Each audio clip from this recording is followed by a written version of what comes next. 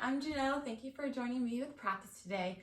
We are going over another foundational pose that we often practice in yoga, which is down dog.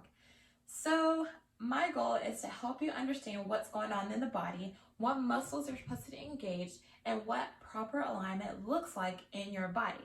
Now keep in mind what a down dog may look like for me may not be what it looks like for you. So try your best to listen to what I am suggesting and guiding you towards how it's supposed to feel and how you're supposed to engage in your own body. And whatever works for you, works for you. But if you're ready, come and join me. We're gonna start from tabletop position. So starting with our hands, foundational things to remember here is that we're bringing our shoulders directly over our wrist. We're rooting down in the palms of our hand, and then you're fanning your fingers slightly outward to where your index fingers are pointing forward or slightly outward, about a 45-degree angle. So starting with your hand, nice position here, engaging your biceps and your triceps and pushing your shoulder away from your ear. From here, you're tucking your toes, sending your hips upward and then back to where you have a nice slight bend at the knee. A lot of times we like to start our down dogs with a slight bend at the knee, just so you're warming up the backs of your legs. It's not really good to push your muscles further than what they supposed to go, just because that's where you can get a lot of torn ligaments if they're not warmed and blood flow is not there. So slight bend in the knee.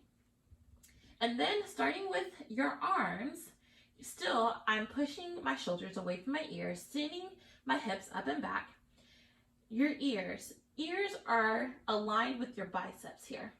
A lot of times people may still look at their hands, or they may look at their stomach, trying to melt their chest down to the mat. You want to engage your core, keep that spine nice and long, as stiff as a board here, and then ears by biceps.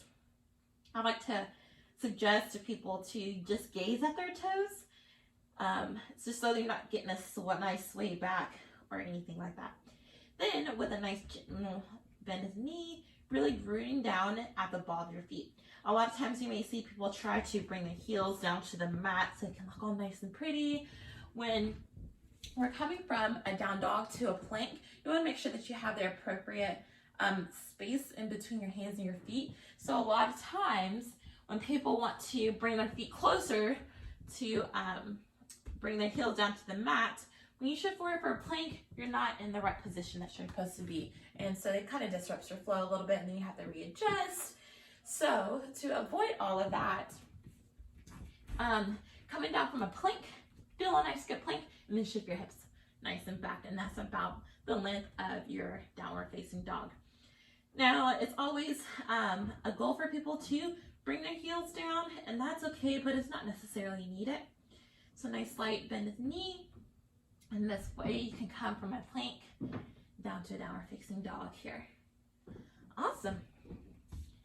So go ahead and practice that a few times, seeing where you are engaging in your body. You might feel some in your upper body, your biceps and triceps, your hips still are square down to the floor and things like that.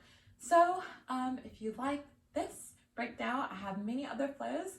Go ahead and like and subscribe to this page so you are updated when I post new videos, and then you can follow me on all forms of social media. The list of that is below. Thanks. Have a good day.